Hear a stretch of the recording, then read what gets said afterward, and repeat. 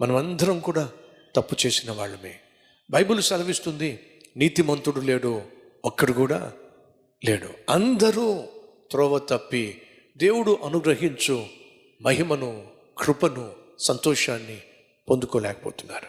దేవుడు మనిషిని చూసినప్పుడు, మనుషులను చూస్తున్నప్పుడు ప్రతి వాడు పాపం చేస్తూ తాను చేసిన పాపములను బట్టి శిక్ష పొందుకోబోతున్నాడు, నరక శిక్ష పొందుకోబోతున్నాడు.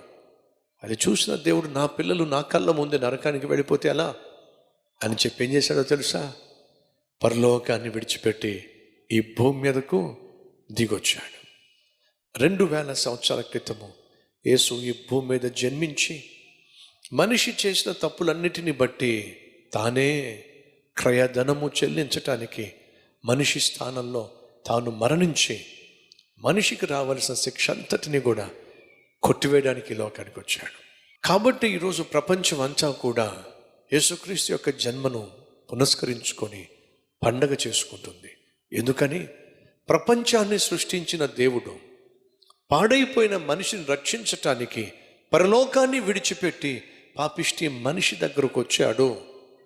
తాను చేసిన పాపముల నిమిత్తము రావాల్సిన శిక్ష అంతటినీ కూడా తన మీద వేసుకున్నాడు.